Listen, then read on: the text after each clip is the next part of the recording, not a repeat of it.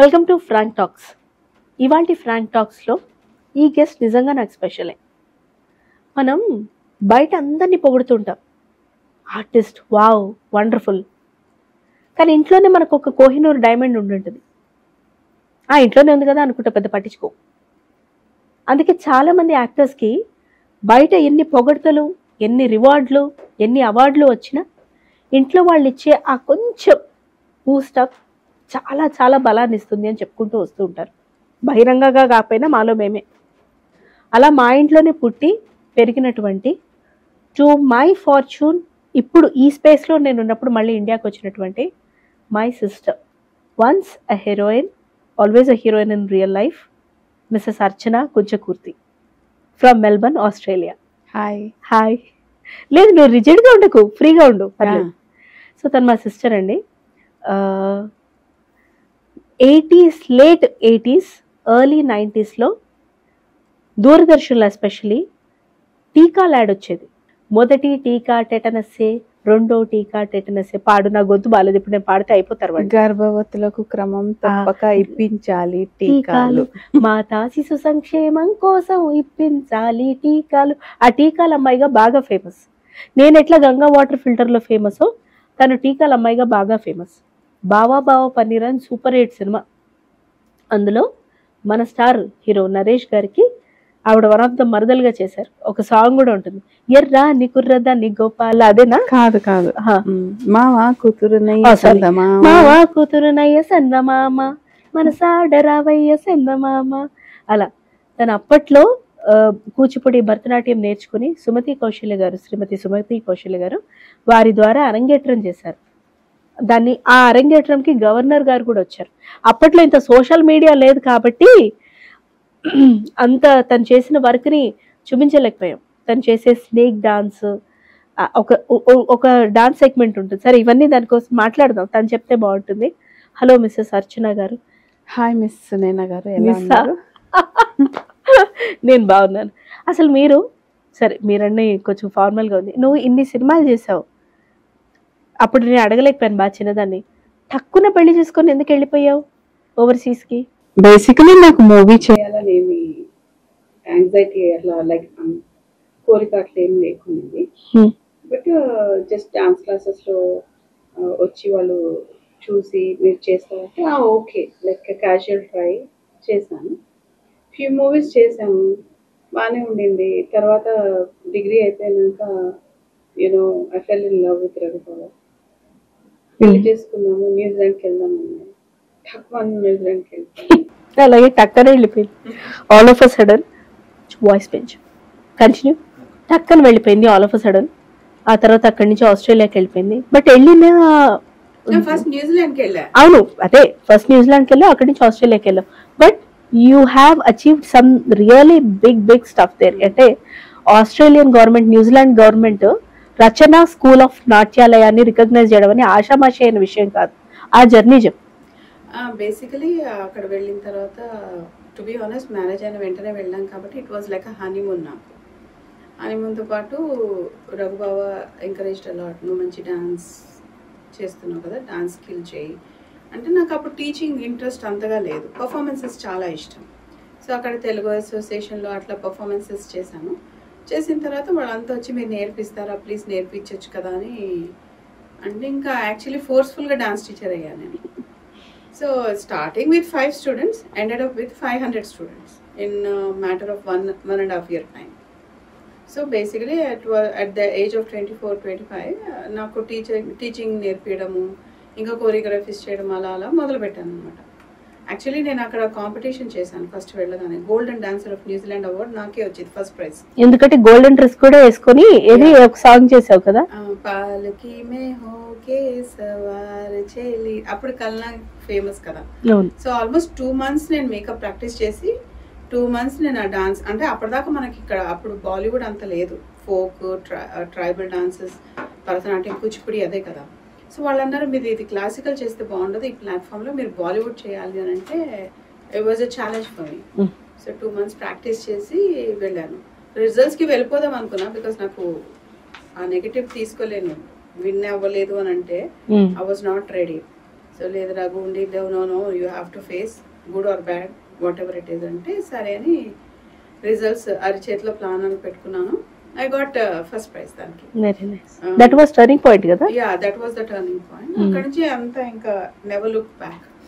Then slowly basically Rachana నాట్యాలే name is after Rachana. కానీ పాప పుట్టక ముందే పాపే పుడుతుంది అని చెప్పి మీరు రచన నాట్యాలయం స్టార్ట్ చేశారు actual?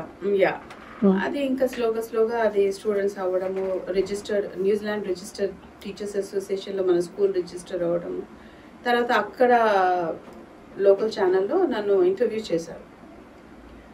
I was called to perform. అది చేశాను. అప్పట్లో బాగా I was very famous in New Zealand. So ఆ జర్నీ అలా కంటిన్యూ అయింది అనమాట. కోరియోగ్రఫీస్, పర్ఫార్మెన్సెస్. ఇంకా నాకు ఇక్కడ నేను యాక్ట్ చేయలేదు, మిస్సింగ్ అని నాకు లేదు. అది చాలా కొత్తగా ఉండింది అనమాట. Every weekend Friday Saturday Sunday performances.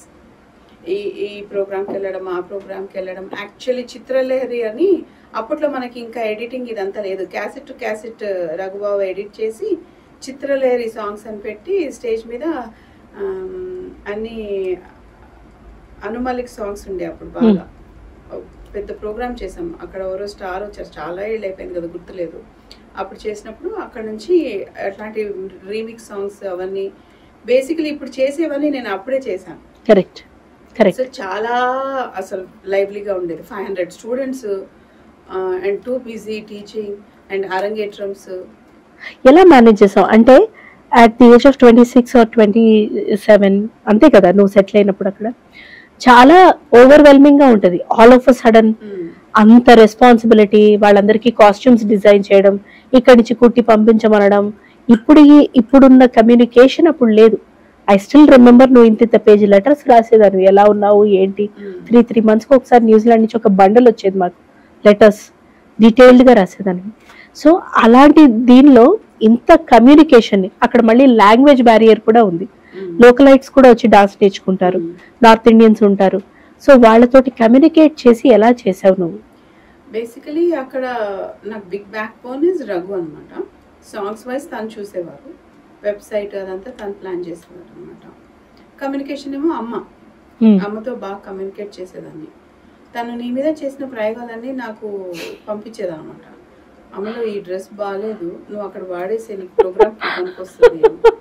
So అలా తను ఎంకరేజ్ చేస్తూ నేను స్టూడెంట్స్కి అక్కడ నాకు ఒక టైలర్ దొరికింది అనమాట, నిషా అని. నాకు ఇంకా బాగా గుర్తు, షీజ్ ఎ లవ్లీ టైలర్. తనకి పోయి యాక్చువల్లీ నేను అప్పుడు టైలరింగ్ బాగా నేర్చుకున్నాను కదా. సో తనకి యాక్చువల్గా నేను నేర్పించాను, నేను కాస్ట్యూమ్స్ రెడీ చేయాలంటే చేయొచ్చు, ఇలా ఐడియాస్ ఇవ్వడము అవి చేస్తే తను కూడా బాగా నేర్చుకొని చాలా ఎక్సలెంట్గా ప్రొడక్షన్ స్టార్ట్ చేసింది. అది ఒక 4-5 years తర్వాతే. అప్పటి వరకు అందరు ఇండివిజువల్ గాగరాలు వేసుకోవడం, ఇండివిజువల్ డ్రెస్సెస్ వేసుకోవడం, నీ దగ్గర ఉన్న గాగరా వేసుకోవడం, అలా మేనేజ్ చేశాను. కానీ బేసిక్గా కాస్ట్యూమ్ డెవలప్మెంట్ ఒక 4-5 years తర్వాతే మొదలైంది. ఎందుకంటే ఇప్పుడు న్యూజిలాండ్ లో ఒకప్పుడు, ఇప్పుడు ఆస్ట్రేలియాలో రచనా నాట్యాలయ అంటే yes of course dance performances ఒక ఎత్తు అయితే, మీరు వేసుకునే కాస్ట్యూమ్స్ ఇండియన్ కాస్ట్యూమ్ హైయర్ అనే ఒక బ్రాండే ఉంది. And you're setting up multiple brands ఇప్పుడు. సో ఇండియన్ కాస్ట్యూమ్ హైయర్ అనే బ్రాండ్ ఎనీథింగ్, శివుడి నాగుపాము దగ్గర నుంచి వెంకటేశ్వర స్వామి కవితా కుండలాల వరకు ఎనీథింగ్ యూ హ్యావ్, అక్కడ ఇంత సింప్లిఫై చేసేసారు మీరు. బట్ ఇట్స్ నాట్ ఈజీ, అన్ని ఇయర్స్ ఆఫ్ స్ట్రగుల్. దానితో పాటు నేను కూడా చెప్పాలి, క్యాండిల్ డాన్స్ ని ఇన్వెంట్ చేసావు. I would want that footage మనం మాట్లాడుతున్నప్పుడు. క్యాండిల్ డాన్స్, ఒక మ్యూజిక్ మీద క్యాండిల్స్ పట్టుకొని డాన్స్ చేయాలని నీకు ఎట్లా అనిపించింది? అంటే అప్పట్లో నాకు మ్యూజిక్ రిసోర్సెస్ ఎక్కువ లేవు. సో ఈ యూట్యూబ్లో వచ్చిన సాంగ్స్ తీసుకొని ఆ మ్యూజిక్ విని దానికి కొంచెం ఫ్యూజన్ స్టైల్ యాడ్ చేసి, టూ క్లాసికల్ కాకుండా ఆడియన్స్ ఎంగేజింగ్ కోసం I use to do lot of research. And Raghu కూడా యూస్ టు సే, అమ్లో ఈ సాంగ్ చాలా బాగుంటుంది, పిల్లలకి ఇది కొరియోగ్రాఫ్ చేయించు. Use to help me quite a lot, was my biggest team. So అలా ఆ క్యాండిల్ డాన్స్ బిడు ఆర్కెస్ట్రా అని వచ్చింది, only instrumental dance of Shiva అని వచ్చిందనమాట. అసలు ఆ సాంగ్స్ మ్యూజిక్ని నేను మామూలుగా వాడలేదన్నమాట.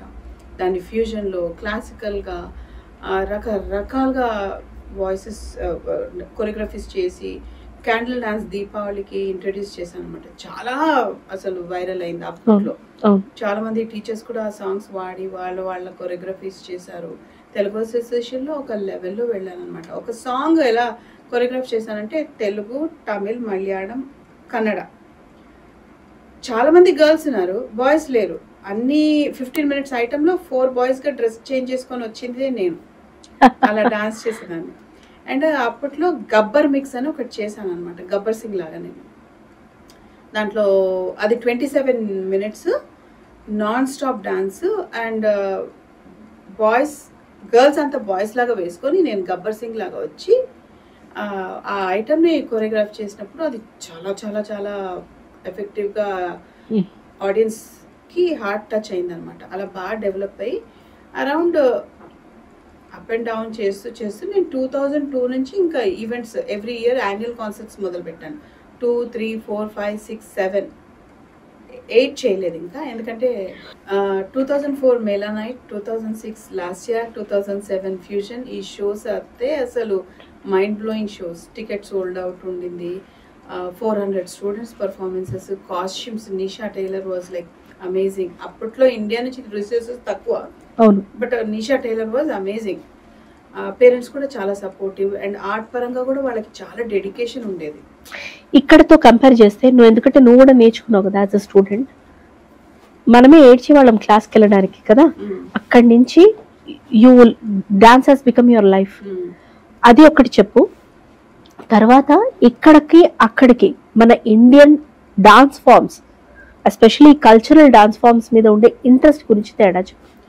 Okay, so sorry, what was your first question? First question, ఇక్కడ నువ్వు చిన్నప్పుడు అమ్మ చిట్టి కొట్టి డాన్స్ కి తీసుకెళ్ళి, dance was just like that కదా. జస్ట్ స్కూల్లో సమ్ ఎక్స్ట్రా మార్క్స్ కోసం కూడా డాన్స్ చేసావు. సో అక్కడికి వెళ్ళిన తర్వాత how it become your life? So నేను ఫ్యూజన్, క్రియేటివిటీ, వేరే సాంగ్స్ తీసుకోవడము, క్లాసికల్ని ఫ్యూజన్లో మార్చడము, క్లాసికల్ స్లోగా ఇంప్లిమెంట్ చేయడం. అంటే నేను ఎప్పుడు టీచర్ అవ్వాలనుకోలేదు కాబట్టి నేర్చుకున్న డాన్సెస్ని నా సిలబస్ లాగా చేసుకొని, నా అంటూ ఒక సిలబస్ లాగా చేసుకుంటూ, అలరిపు దగ్గర నుంచి తిల్లానా వరకు మొత్తం ఐటమ్స్ అన్ని నేనే రీకోరియోగ్రాఫ్ చేసుకున్నాను. బికాజ్ నేను సుమతి ఆంటీ దగ్గర నేర్చుకున్నాను, నాకు గుర్తులేవు. సో నేను అవన్నీ రీకోరియోగ్రాఫ్ చేసుకొని నేను కిడ్స్కి నేర్పిస్తూ సైడ్ బై సైడ్ మేము ప్రోగ్రామ్స్ చేస్తున్నాం. ఏవి వెరైటీ ప్రోగ్రామ్స్, కాస్ట్యూమ్స్. అక్కడ టీచింగ్ స్టైల్ డిఫరెంట్. ఇప్పుడు ఇక్కడైతే మనల్ని కొట్టి నేర్పిస్తారు కదా, అందుకే క్లాస్కి వెళ్ళబుద్ధి అయ్యేది కాదు. అక్కడైతే please can you kindly do this, can you practice, I know you not doing good but can you please put some effort. ఇలాంటివన్నీ అప్లై చేయడం మొదలు పెట్టడం అనమాట. యూ కాంట్ బి లైక్ కోపంగా ఉండలేవు, అరవలేవు, కొట్టలేవు, ఇలాంటివన్నీ. సో టీచింగ్ స్టైలే మారిపోయింది అనమాట. సో అక్కడ కూడా పిల్లలు, వాళ్ళ పేరెంట్స్ ఏంటంటే పిల్లలకి కల్చర్ నేర్చుకోవాలని వాళ్ళు కూడా డెడికేటెడ్గా తీసుకురావడము. న్యూజిలాండ్లో ఆర్ట్ పరంగా అయితే అసలు parents are very cooperative. The respect towards teacher is different.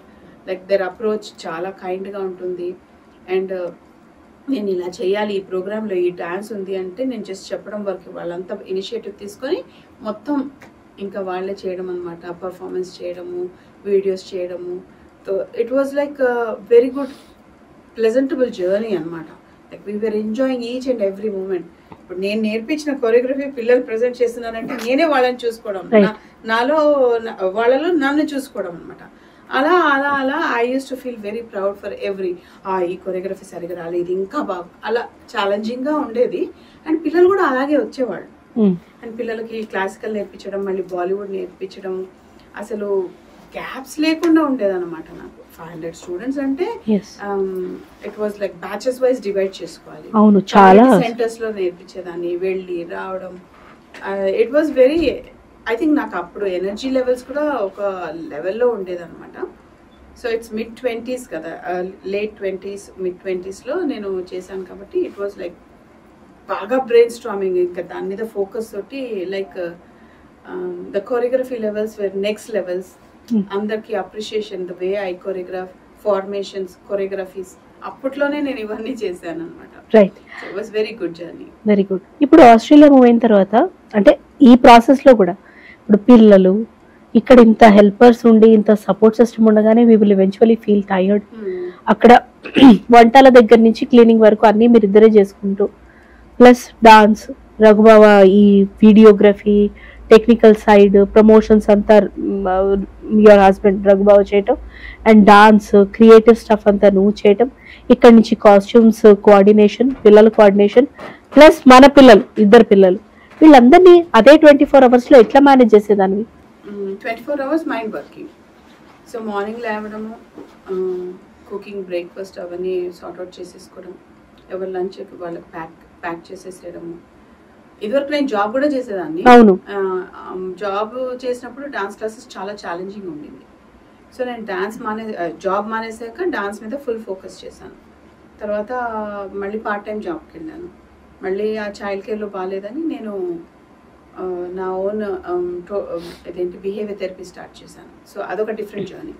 పిల్లల్ని స్కూల్కి పంపించడము, వాళ్ళని పికప్ చేసుకోవడము, మళ్ళీ డాన్స్ క్లాసెస్కి రచన బాగా హెల్ప్ చేసేది. ఆర్యన్ కూడా డాన్స్ చేసేవాడు, వాళ్ళని తీసుకొని డాన్స్ క్లాస్కి వెళ్ళిపోవడము, కాస్ట్యూమ్స్ కోఆర్డినేషన్. తర్వాత అమ్మ హెల్పింగ్ తక్కువై నేను డైరెక్ట్ డీలర్స్ తోటి, లైక్ మన హైదరాబాద్లో రీటైల్ షాప్స్ డీలర్స్ తీసుకొని డిజైన్ చేసి అక్కడ కుట్టించి మళ్ళీ కొరియర్ చేయడము. ఈ షో వస్తుందంటే దీనికి ఇలా ప్లానింగ్ చేసి ఇలా డిజైన్ స్కెచెస్ వేసేసి నేను వచ్చినప్పుడు లేకపోతే రానప్పుడు టైలర్స్తో మాట్లాడి ఇంకంతా ఫోన్స్తో బాగా చాలా కష్టమే కానీ అయింది. మళ్ళీ రాత్రి కాగానే పిల్లల్ని చూసుకొని వాళ్ళకి డిన్నర్ పెట్టి మళ్ళీ రఘుకి లంచ్ ప్యాక్ చేసుకొని అవన్నీ చేసి మధ్యలో నేను వర్క్కి వెళ్ళి వచ్చి ఫుల్ ఈ ప్రోగ్రామ్ వస్తుందంటేనే నాకు 3-4 weeks నుంచి ప్లానింగ్ ఉండేది. So it was all slow process, ఒక్కసారి ఏది అవ్వలేదు.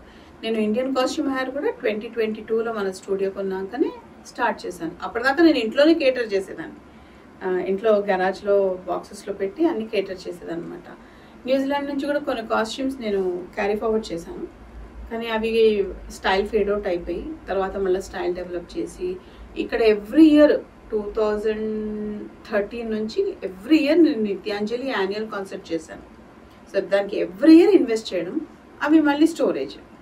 సో ఈవెన్చువల్గా ఏమైందంటే వర్డ్ ఆఫ్ మౌత్గానే అది డెడ్ ఇన్వెస్ట్మెంట్ కదా, ఒకసారి షో అయిపోయినాక కాస్ట్యూమ్స్ పెట్టేస్తాం కదా. సో వర్డ్ ఆఫ్ మౌత్లో హైరింగ్ స్టార్ట్ అయింది. అది ఇప్పుడు now it has become a very good another business annoyingly. And రీసెంట్గా ఇప్పుడు నేను హై స్కూల్ డాన్స్ కాంపిటీషన్స్ కూడా చేస్తాను కదా, వాళ్ళు కూడా స్కూల్స్ కాంపిటీషన్ చేసినప్పుడు కాస్ట్యూమ్స్ హైర్ చేయడము. సో అదంతా ఒక మార్నింగ్ టైం అలొకేట్ చేస్తాను, లైక్ కుకింగ్, క్లీనింగ్ అవంతా.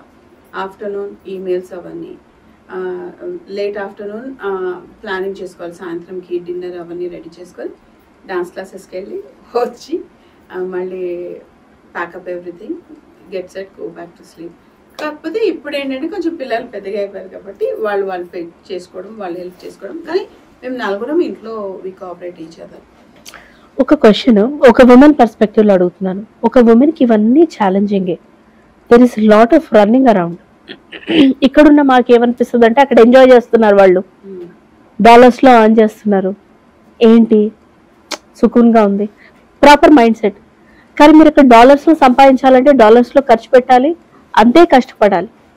సో ఈ డిఫరెన్స్ ఏంటి? What did you face? Help లేకుండా ఇవన్నీ ఎవ్రీ డే నిన్ను మోటివేట్ చేసుకోవడం, దానికి తోడు ఇక్కడి నుంచి వచ్చే రెస్పాన్సిబిలిటీస్ నీకు వేరే అడిషనల్, ఇవన్నీ ఎలా చేయగలిగావు? మోటివేట్ చేసుకోవాలి, ఎందుకంటే మనం వర్క్ చేయకపోతే మనం బిల్స్ పే చేయలేము. You earn, you pay the bills. So మనం తిన్నా తినకపోయినా బిల్స్ అయితే పే చేయాలి. సో నన్ను రఘుబాబు మోటివేట్ చేయాలి, నేను రఘుబాబుని మోటివేట్ చేయాలి, ఎందుకంటే పిల్లలు చిన్నగా ఉన్నారు, వాళ్ళని మోటివేట్ చేయాలి. మనది ఇదే లైఫ్, మనం అంతా ఇక్కడ చేసుకోవాలి. You have to help each other, you have to clean your self, keep the room clean. Mummy is busy working, daddy is busy working, అలా చెప్తూ చెప్తూ చెప్తూ నేను చేసుకోవాలి. ఇప్పుడు నాకు యాక్చువల్గా అంటే రఘుబాబుకి ఇక్కడ ఉన్నప్పుడు చేసే అలవాటు లేదు, బట్ అక్కడ ఆయన నేను చేస్తున్నాడని చూసి తను స్టార్ట్ చేయడం. సో అలా తను కూడా we both started working together. Motivate 100% చేసుకోవాలి. ఇప్పుడు కూడా ఈ ఏజ్లో కూడా మోటివేట్ చేసుకోవాలి అక్కడ. కానీ life style is not easy. నేను ఇక్కడ చూసాను చాలామంది అసలు నార్మల్ వర్కే వాళ్ళు చేస్తారు, హౌస్ వర్క్ అదంతా చేసుకోవడము, ఈవెన్ బట్టలు ఆయనింగ్ కూడా చేసుకోవడం, it's a very comfort life actually ఇక్కడ. అక్కడ it's not a comfort life, it's a very hard working life. Ya డాలర్స్లో వస్తాయి, but you pay in dollars too. ఇక్కడ $1 ఈజ్ నాట్ ఈక్వల్ టు ₹1 కదా.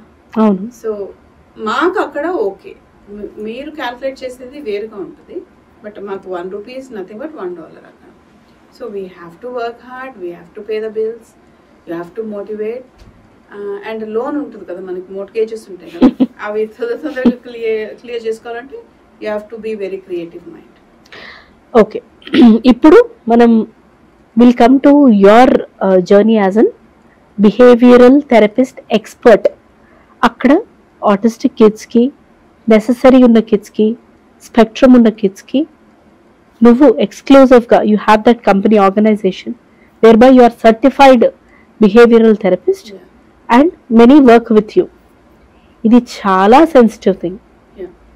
నేను కొన్ని క్వశ్చన్స్ అడుగుదాం అనుకుంటున్నాను విచ్ వాస్ అన్ప్లాన్డ్. ఇప్పుడు ఊరికే ఆటిజం అనేది ఈ పాస్ట్ 20 yearsకి ఇప్పటికి ఆటిజం, స్పెక్ట్రమ్, బిహేవియరల్ డిఫికల్టీస్ ఎంతవరకు పెరిగాయి, ఎందుకు పెరిగాయి అని అంటావు? 20 years బ్యాక్ 0, ఇప్పుడు 100%. ఎందుకలా?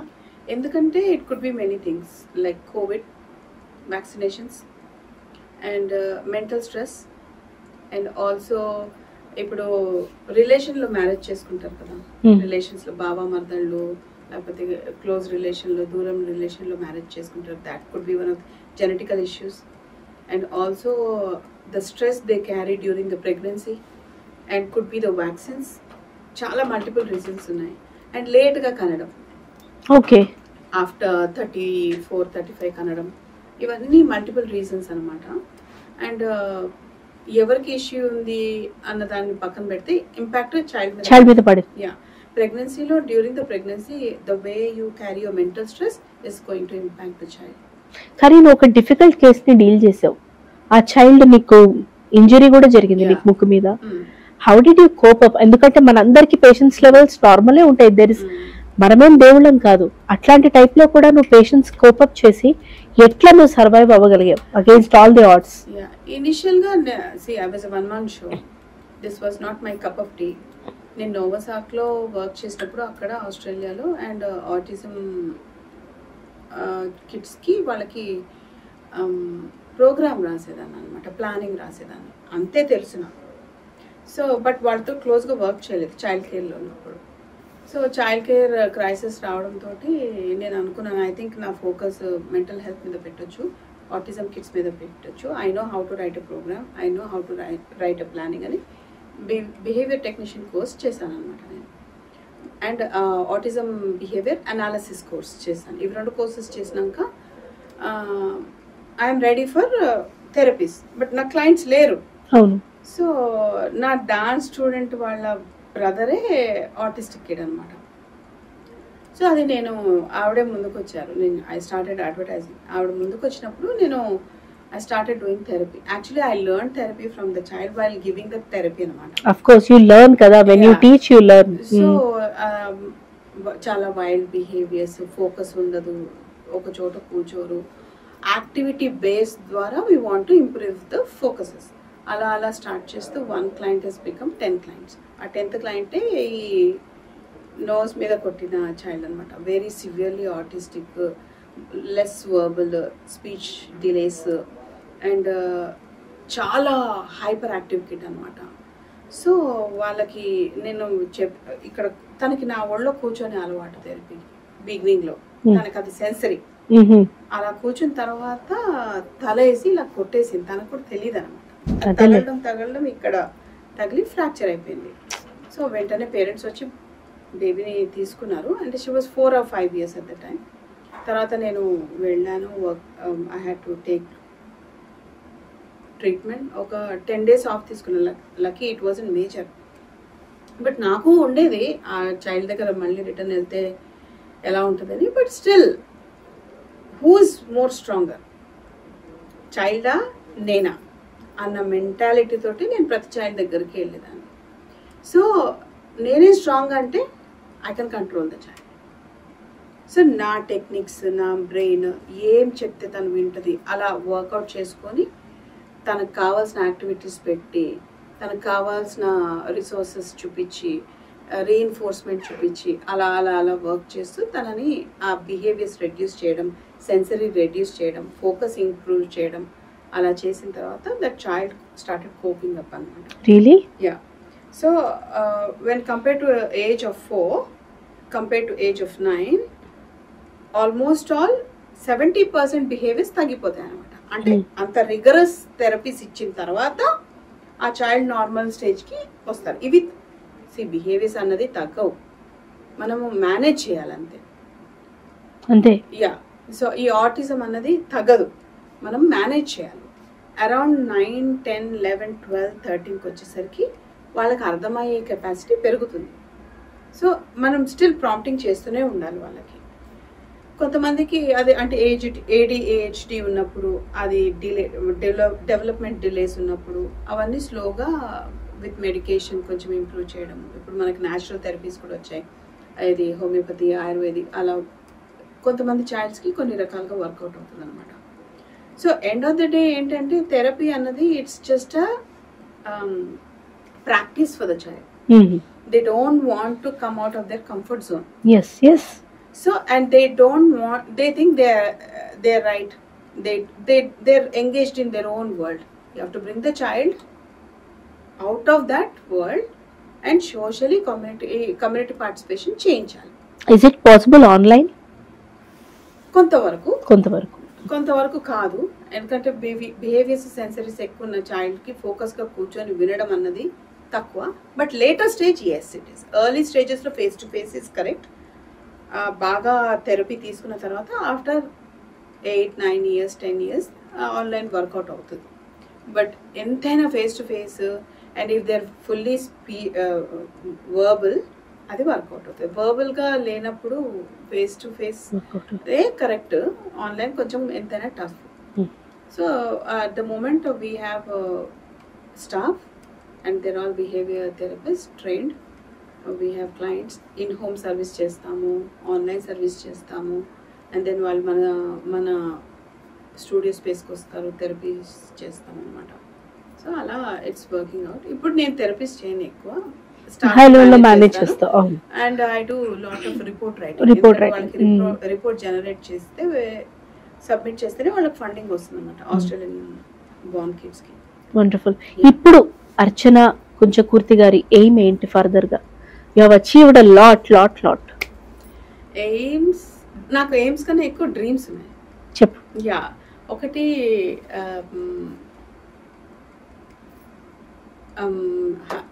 నా హై స్కూల్ డాన్స్ కాంపిటీషన్ వచ్చేసి అక్కడ రాడ్ లేవర్ ఎరీనా అని చాలా పెద్ద థియేటర్ ఉంది, అక్కడ ఒక 50 schools వచ్చి రితిక్ రోషన్ జడ్జింగ్గా రావాలని నా ఫస్ట్ డే డ్రీమ్. ఆ డ్రీమ్ ఇంకా కంటిన్యూ. అదొకటి. రెండోది ఇంకా సోషల్ కమ్యూనిటీ పార్టిసిపేషన్, కిడ్స్ని ఎంగేజ్ చేసి ఇంక్లూజివ్గా చేసి ఇంకా సర్వీస్ చేయాలని, అది కంటిన్యూ అవుతుంది. ఇప్పుడు ఏంటంటే యాజ్ యూసీ నాకు ఇక్కడ హైదరాబాద్లో ఓల్డ్ ఏజ్ హోమ్ పెట్టాలని చాలా ఎక్కువ డ్రీమ్స్ ఉన్నాయి నాకు. దానికి నేను వర్క్ చేయాలని కూడా ఉంది. దట్ కుడ్ బి ఇన్స్పిరేషన్ మన డాడీయే. ఆయనకి కన్స్ట్రక్షన్ చాలా ఇంట్రెస్ట్ కదా, ఆయనను ఎంగేజ్ చేస్తే, ఇలా ఎంగేజ్ చేస్తూ ఆయన ఓల్డ్ ఏజ్ హోమ్లో ఉంటే, ఎందుకంటే నాకు ఓవర్సీస్ నుంచి ఫండ్స్ తేవడం కానీ, చారిటీ షోస్ చేయడం కానీ, మన ఫండ్ కలెక్షన్ చేసి ఇక్కడ మంచి, ఇప్పుడు నేను చాలా ప్రాసెస్లో ఓల్డ్ ఏజ్ హోమ్స్ ఎత్తుకుతున్నాను. 1 నాట్ సాటిస్ఫైడ్, 2 ఎన్వైర్న్మెంట్ సరిగా లేదు, 3 సోషల్ కమ్యూనిటీ పార్టిసిపేషన్ లేదు, అండ్ మెంటల్ హెల్త్ ఫోకస్ లేదు. మెంటల్ హెల్త్ ఇంపార్టెంట్ ఎల్డర్స్ కి. అండ్ ఎంగేజింగ్ అంటే కింద కూర్చొని కప్పు టీ తాగేసి 4 మాట్లాడేసి వెళ్ళిపోయే రూమ్లో, అది ఎంగేజ్మెంట్ అవ్వదు.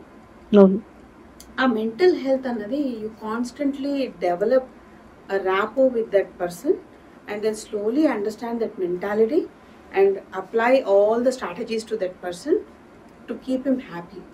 అది చాలా పెద్ద ప్రాసెస్, మెంటల్ హెల్త్ ప్రాసెస్. అది చేయాలని నాకు ఉంది. వండర్ఫుల్. ఎందుకంటే ఈ రోజు వరకు ఎవరు కూడా చైల్డ్ డెవలప్మెంట్ ఆలోచించారు, కానీ వయసు అయిపోయిన తర్వాత వాళ్ళు బతికున్నంత వరకు కూడా వాళ్ళ మెంటల్ హెల్త్ సరిగ్గా ఉండాలని ఆలోచించిన వాళ్ళు నాకు తెలిసి ఎవరు లేరు. సగర్వంగా ఫ్యామిలీ నుంచి వచ్చింది thought. I appreciate that. And నువ్వు అనుకున్న అన్ని డ్రీమ్స్ ఫుల్ఫిల్ అవ్వాలని, అండ్ ఇంకా ఇంకా నువ్వు షైన్ అవ్వాలని, నువ్వు కోఆపరేట్ చేయాలని. నేను కోఆపరేట్ చేయాలని కోరుకుంటున్నాను. పార్టింగ్ థాట్స్ ఏదైనా అంటే మన వీడియోకి సంబంధించి నా గురించి మంచి 4 మాటలు చెప్పొచ్చు. పర్వాలేదు. Sure. మా ఇంట్లో మాకు సునైనా ఇస్ వెరీ, నా చేతుల మీద పెరిగిన బేబీ. బయట she has a very good name, but ఇంట్లో తన టాలెంట్ తెలిసిన వాళ్ళలో ఐ థింక్ చాలా తక్కువ. అందరే మన చెల్లెలనే అనుకుంటారు కానీ, but I see on a very high level scale. తనకి చాలా పొటెన్షియల్ ఉంది. మీరు అందరు సపోర్ట్ చేసి ఇంకా బాగా మూవీస్ అండ్ ఇంకా క్రియేటివ్ మైండ్స్ చేయించి బాగా వాడుకోండి తనని. అంటే యాక్టింగ్ పరంగా మంచిదన్నా కాదా నాకు తిక్కెక్కువ అన్ని చెప్పు, పర్వాలేదు. అవసరమైతే మంచిది, అవసరం లేకపోతే చెడ్డది. అలా కాదు, అంటే దానికి అవసరం ఉన్నప్పుడే ఎక్స్ప్రెస్ చేస్తుంది. బేసికలీ తనకి ఏమైనా బాధలు ఉంటే ఎక్స్ప్రెస్ చేయదు. She doesn't want to hurt people. And yeah, she's a very good family member and very passionate about me. True. Okay Amal didi, thank you so much. Thanks for your time. Hope you come back again and again. నీ డ్రీమ్ fulfil చేసుకునే క్రమంలో ఎక్కువ మాతో time spend చేస్తారని కోరుకుంటున్నాను. Lovely. Thank you.